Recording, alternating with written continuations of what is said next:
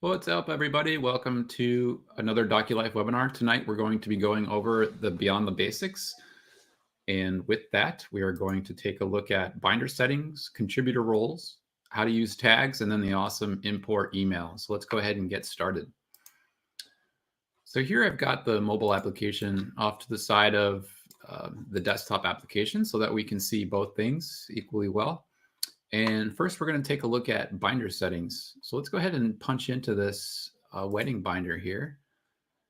And the cog right to the right of the big plus sign on desktop is going to be your binder settings. And then on mobile, it's going to be the three-dot action menu. Let's go into the binder here. The three-dot action menu in binder, you'll see binder settings come up, and there they are there as well on mobile. So let's take a look at these here. On the left-hand side, you've got all the available content panels that you have for the side rail, and you can drag and drop to reorder these in any order that you would like, which is awesome. Also, on the right-hand side, you'll see that there's a drop-down, and this will display to a specific user role. If you don't want to display it at all, just click Hidden, and it will hide that particular content panel. So we want to show conversations. Sharing is who you've invited to the binder. A checklist is where we look at tags, and I'm actually going to show that now because we're going to want to look at that a little bit later. The About Me is a panel that's kind of about you, the binder owner. So if you go back here, we can take a look at what that looks like here. You can see, close these up here. You can see that there is some information about the binder owner, some social media tag, and some few images that they've added to you can get to know them a little bit. You can favorite that. So really cool stuff. And then by the numbers is simply the report card for the binder telling you what the sort of weight is of the binder, how many documents and images and things that you have in it. So these are the different content panels, and the one you're probably going to be using most often is conversation and tags and description. So let's go back into binder settings again. And those are the content panels here on the side. So feel free to rearrange those in any order that you want. Over on the right-hand side, we've got the binder title and the binder description. And then on mobile, those are both accessible here as well.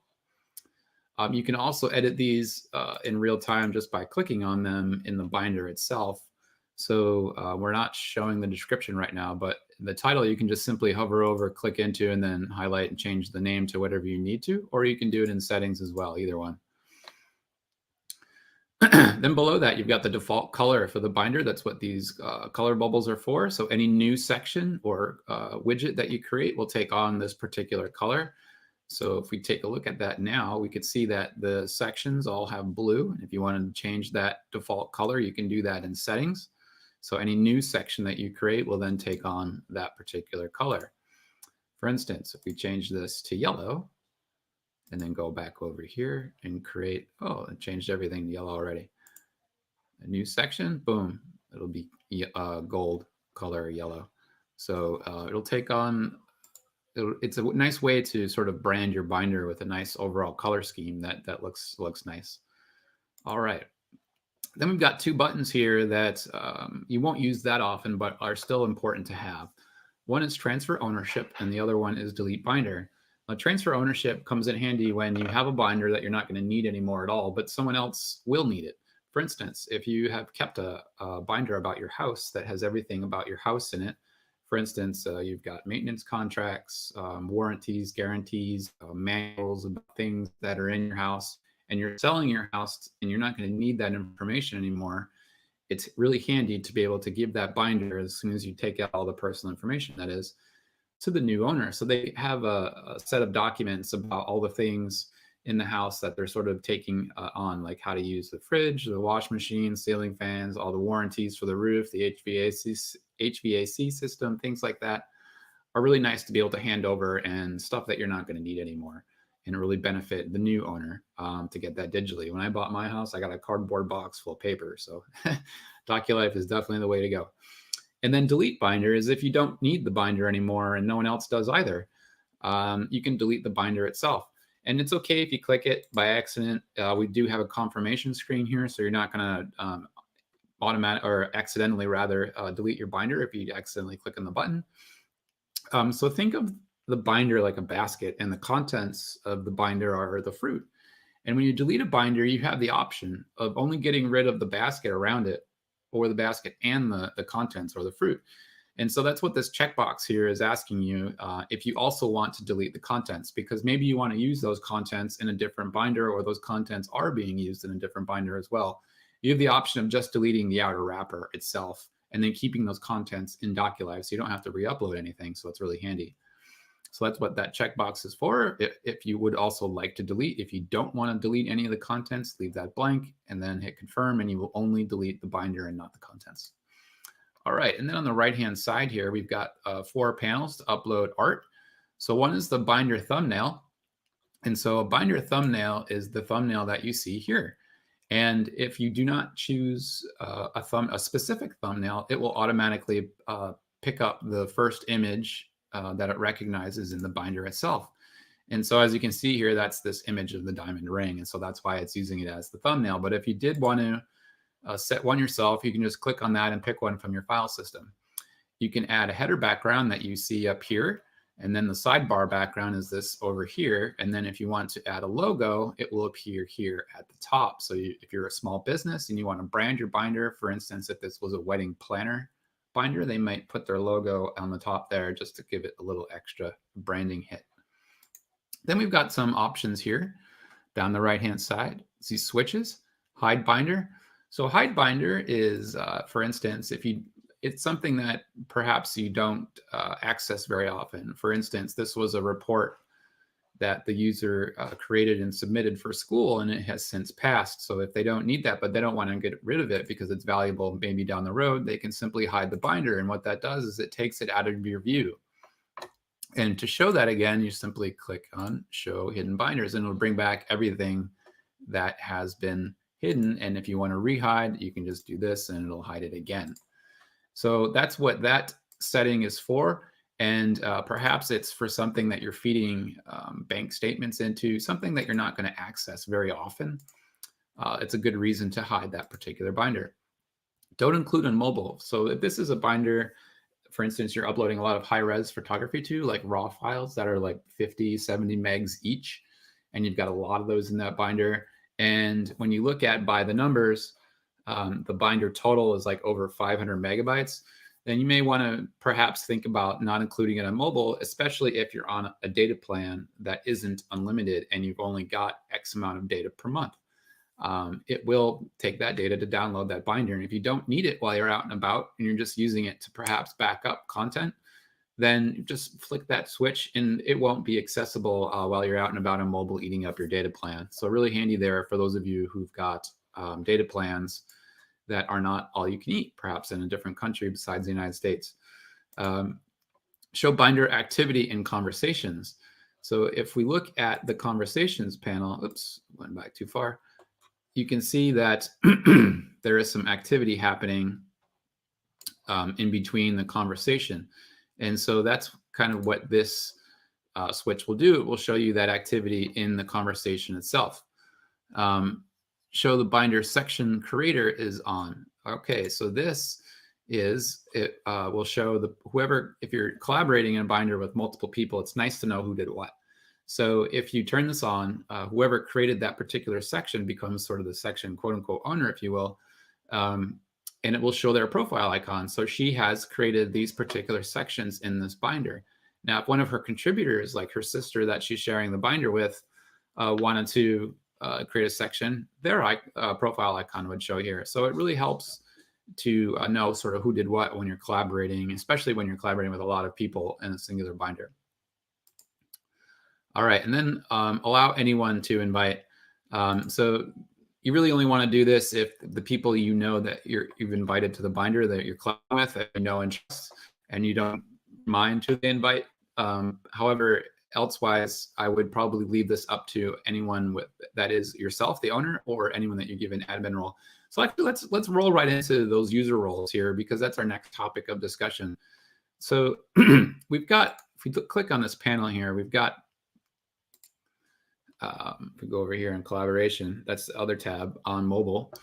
We've got user roles here that we can give to people, and we've got There's basically four. I'm the owner, so that's why it's not displaying here. And you can't give an owner role to anyone anyway.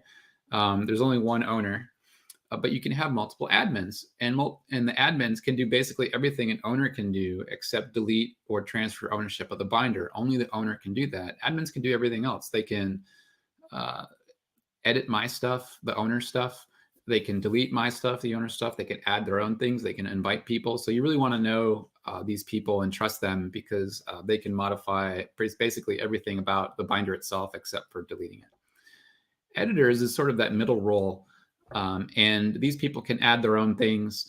They can edit my things. However, they can't invite anyone. They can only just edit content, upload content, edit my content, add their own things like that. But they can't delete, they can't change ownership, and they cannot invite anyone. And then lastly, read download is you want to give this to people maybe that are acquaintances, or that you don't, if you don't want anyone to be able to modify anything at all or add any of their own things, all they can do is read and download only in chat. So that's for people possibly that you don't know, or if it's a binder that you don't want anyone to upload anything to, you can give them read download privileges, and they can just consume and chat and things like that, and that's it. Those are the three roles that you can give here when you invite someone. And you can easily invite someone just by selecting a role and clicking this link here and pasting it into your own chat application, or you could enter their email address and invite them via this panel as well. So for instance, I know we went over this last week. However, let's just go it again, Richard Jason tests 213 at gmail.com. All right, so this person does not exist. So then you can invite them to Doculife and give them any one of those three roles. For instance, if I hit editor, you can add a note at the bottom. Hey, what's up? Come join my binder. Then send the invitation off. All right, invitation sent. We get punted over automatically to the invitation sent tab, where you can see who sent the invitation. So I sent it. But if you're contributing, if you have a lot of contributors in your binder and you have a few admins that can invite people, then it's nice to see who invited who, and that will keep a record here. When this person accepts, they will go into the accepted tab, and you can always update that user role from this location or from the accepted tab too, just like Emily Appleseed, Kristen McWilliams' sister. I could change her role here very easily, or I can even remove her from the binder completely for whatever reason. All right, so those are user roles. And on the phone, on the app, mobile app, if you invite someone, you get the same ability to be able to add those particular roles. So you've got read, download, editor, and admin. And then again, you would just enter that person's information here and then send the invite off. Or again, you can just copy the link here and paste it into a chat or your own email program and send your own note. It's completely up to you. But again, really quick way to do that. And a second way to do that on mobile is to use the plus button. When you're inside of a binder, just click the plus button, and it will have invite people here at the top of the list. And again, you'll go back to that same screen. So two places that you can do that from. So really handy there. All right. So let's go back to our presentation and see what is next on our agenda. It looks like we're going to talk about tags. So we are in the right place to talk about tags. So what are tags? Tags are words that you give to specific objects that you upload in order to call them into any binder very easily. So in Doculife, all you would need to do is add a tag on that left-hand column, and then whatever has that tag will get instantly pulled into that binder if it's stuff that you already have within Doculife. And you can apply these tags when you upload or even after the fact. So what are tags though, and how do they work? So oftentimes when we look at a photo or a group of photos, we may come up with a set of words, and words that may describe this set of photos that was taken in Santorini, Greece is words like sky or sunny, stairs, gate, door, white, or flowers. Any of those, or blue even, because we're talking about Santorini, right? But those words are really what we call metadata or keywords. Tags are actually a little bit more general and vague. These are items that you would enter into like Google image search or any stock photo site to find a specific photo that had these particular attributes. When we use tags, we're talking about a group of things or a specific thing, but maybe you've got more than one of those things. So we need to apply tags in a manner that makes sense. And again, we need to be a little bit more vague. And what I mean by that is when we talk about how to upload this set of photos or any set of photos, we want to ask ourselves, give it some qualifiers. So I want to ask myself, what is it? Where was it? And when was it? And that will allow me to add appropriate tags to this particular group of photos I'm going to upload. So you may ask yourself, why can't I just give it one tag, photo? Because when you enter the word photo into a binder, the binder is going to import everything that has that tag. And you're going to get everything that has the tag photo, not just this particular set of photos. So we have to add some additional qualifiers to that. And so we're going to add grease strip and then also the year. Now, when we do that and combine these into a grouped tag, that'll tell Doculife to search for photos and grease strip and 2018, and I'll show you how that works. But how does this apply to a more mundane thing like a car title or other documents that you may have? You want to ask yourself the same question. What is it? And the questions may change a little bit depending rather on what you're uploading. And for a car title, you don't really need to know where it was because it doesn't matter where it was. It's really more about the vehicle itself. So we include the year and then also the make of the car. And now this is important because if you're married and you have multiple cars and your kids have cars, or you're single and you've got a car and a motorcycle, a car with a truck with a trailer on it, things like that, you're going to have multiple titles. And if you just use one tag title and you bring that into a binder, perhaps you're keeping a maintenance binder about that specific car, it's then going to bring in every single thing that has the tag car title. And so you need to be a little bit specific to it. And then again, we're going to add, just like photos, we're going to add the year and make. And then we're going to create group tags. And when we create group tags, this is the thing that we're avoiding. Ungrouped tags, Doculife is going to look for all these tags in an OR situation. It's going to pull in anything that has any one of these tags, not all three.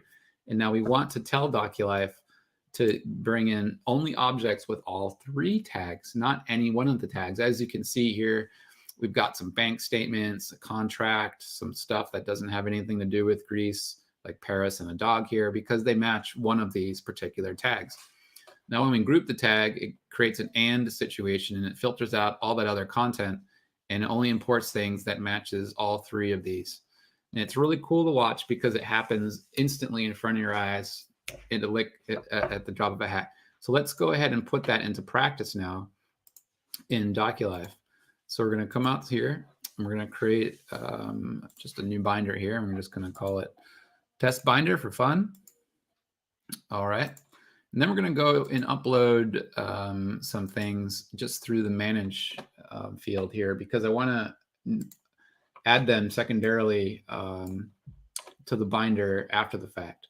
So what I'm going to do here is upload a bunch of things here that are half dog and half Paris. So let's see here. I'm going to upload this by clicking this button here. I'm going to drag these over into the upload window, and I'm not going to add a tag at all.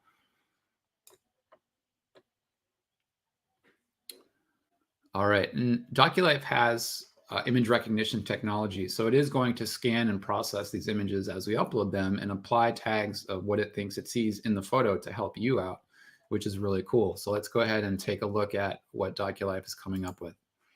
All right, so we've got everything uploaded here on our handy summary screen, and as you can see, it's already starting to recognize things. So it's really good at recognizing dogs and Labrador retrievers.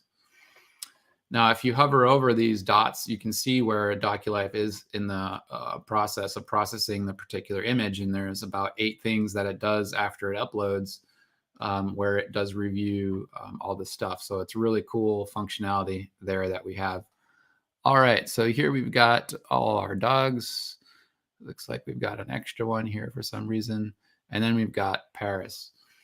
So I'm going to give all of the dog photos another tag, or just make sure that they all have the tag of dog. so that we only have to enter one here. So I'm going to bulk add tags to these just by multi-selecting, and then you'll see this action menus come up. This is our bulk actions menu. So I'm going to add the word dog here. We'll add tags. I've done it in the past already, so it's already existing in the system, but now you can see every one of these has dog. All right, now we're going to select, ooh, this one should not have the word dog on it.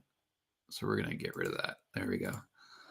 All right, so then we are then going to select all, select none to deselect everything. And then we're going to look at our Paris photos here. Again, we're going to add tags. We're going to tag Paris. All right. And finally, we're going to add a tag to all of these called photo.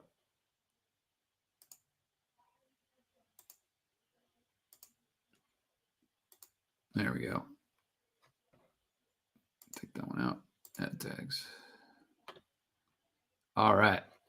So now we've got some photos with Paris and photo and some photos with dog and photo. Now let's go to our newly created binder. And we're going to show by the numbers, or I'm sorry, binder checklist rather, to show our tags. So you can see the owner only. There we go. There we go. Now we're going to add the word photo, okay? And when we do that, we're going to get everything that's tagged with the word photo. See how we've got all of these dogs in here, and then this. Well, hey, guess what? I want this to be all about my Paris trip that I'm going to take in 2022. Paris trip 2022. So now I've got all these pictures of this really cute Labrador in here that I don't need, right? So what do? We add another custom tag that is Paris, and then we can just select it from the drop down here. Now, when you add it, it's not going to do anything because we're still in OR mode. Now, Doculife is just looking at these two and says, well, it's going to have Paris or photo, right? And so that's why the dog is still here. Now we need to make a grouped tag and tell Doculife that we want photo and Paris. And to do that, we drag it up here. Now watch this because it's going to happen fast. Everything that doesn't have the tags Paris and photo is going to disappear. Here we go. Boom. Just like that. Magic, right? So this is really handy because all these things have tags on them. I can then import these objects into any binder just by using the tags. You don't have to copy or make a copy and upload it or re-upload anything like that. You can simply use tags to shift content around, bring content in, represent it in multiple binders just by using the tag option itself. If you wanted to, if you're not a tag user, see how when you remove the tag, the content disappears. So if you're not a tag user and you wanted to, for instance, bring or duplicate these into another binder, you would then have to use the multi-select menu and select the ones that you wanted to copy and then use the copy function. It's up to you how you want to work within Doculife. Maybe you only want to copy specific things that have both these tags, not all of them. That would be a great use case for that as well. But tags are just super handy to be able to bring things in like that. And it's a great habit to get into to be able to organize your content and reuse it in multiple places within Doculife. So really handy there. Tags also extend into our next subject matter that we're going to cover off, and that's import email. Now I'll show you the trick with tags and import email in a second. But what is import email? Let's talk about that. Imagine houses on a street. Every house on a street or apartment, if you will, condo, whatever, has its own unique address that mail needs to go to. The post office needs to know how to send mail to that specific address on that street in that specific region, right? And so you have an address, a zip code that starts with a zip code, and then it goes to, let's use the United States as an example, state, city, street, and then number. And in that sort of descending hierarchy, the post office deciphers where it needs to deliver the letter. Well, Doculife also has its own hierarchy of binder, section, album. And each binder, section, and album has its own address. And so you just need to ask Doculife to give it to you. So for instance, in this particular binder here, we're going to click on the plus button and we're going to go to import email. And we can, again, create an address for a section or an address for an album. And it's okay if you haven't created that section or album, you can create them right here and get the address for them. And Doculife will create them right behind this modal in real time for you. Or you can just click generate email address and just get it for the binder itself. So let's do that now. All right. So here is a bunch of random characters at mydocumil.com. That is the import email address for Paris trip 22. Now my friend has sent me a walking map of Paris PDF in my email account. Now normally you would probably have to save the attachment, open up your email program, save the attachment somewhere on your computer, and then go into whatever you're going to upload it to, find that file, locate it, upload it, and then move it to wherever you want to move it to.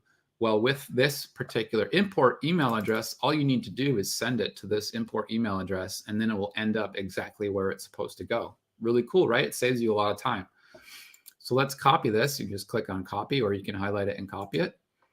And then we're going to go back into email here. And like I said, I've got this walking map. And so we're going to forward this message into Doculife. And so this is, we're just in Gmail right now. And we're just going to paste that into that address field here. All right, now here's where the tagging trick comes in. And this is awesome secret sauce magic trick right here, okay? This is what's cool about Doculife, these cool things that no other application does. Show me anywhere that does the same exact thing. You cannot get this on Dropbox, Box.net, OneDrive, anything. Doculife is the only people that allow you to forward in your attachments to specific places within the application. You cannot do this anywhere else. Really great selling point for Doculife. All right, so we're just going to enter the word tags and then colon. So that tells Doculife that to give whatever is attached on this particular email these specific tags. I'm going to give it 2 tags, and you're just going to separate them by a comma. I'm going to give it Paris and map, not map-o. All right, that's it. And then we just send this off to that address, and we're going to watch it come into Doculife in real time here. All right, so just going to take a few moments to pop in, and this is literally happening in real time. I just sent it off in Gmail. We can't fake this, people. This is 100% legit happening in real time. We're sending that PDF into Doculife. So if the email has a PDF, it will bring it in as an attachment. If the email does not have an attachment, it will bring the email in as a PDF. So for instance, if you got hotel reservations, HTML email receipts, you can forward those directly into Doculife for safekeeping, and it will turn it into a PDF for you to forward on to your accountant if you need to later on, or to reference in the palm of your hand while you're at the hotel check-in counter. So really handy there. As you can see, it brought in this attachment just like that. And if we open it up, you can see that it is a PDF, which is really cool. So that way we can, blow it up and etc. and use it to help us when we're on our trip. Then also it's applied those 2 tags automatically here, Paris and map. So if we need to use this in any other binder, we can use any one of these tags. For instance, if you want to have a binder that's full of maps, you can just use the map tag. Really easy, right? So really great feature of Doculife to be able to bring things in that are in your email. You can declutter your email, get rid of all those attachments that you don't know what to do with that are sitting in your email. You can bring them in and organize them in Doculife, and then just get rid of those emails and not need to search it anymore. You'll know right where it is in Doculife, especially with tags. So thanks for watching this sort of Beyond the Basics webinar for Doculife. Do please check out the mobile application. It's pretty amazing. All this stuff is really handy. For instance, if we go back out, or if we just refresh on the binder here, we should get that. Oh, I'm in the wrong binder. That's why it's not showing up. So we'll go back out here and we go into Paris, and you'll see that that PDF is right here on the app, in the app, mobile app as well. So really cool. And again, you can use this while you're on your trip, and we can, blow this up in the application. Really handy to use as we're walking around. You can do this with any map, any attachment, photos, things like that. So really handy to be able to do that right in the application itself. All right, so we will see you next time for the next webinar. Please feel free to check the iOS and Android app stores. Just type in Doculife and search for us. It's an awesome application. You can also use it on desktop. It is free, no credit card required to get started. So if you just want to check it out, do feel free to sign up. We'd love to have you. All right, take care and talk to you next time.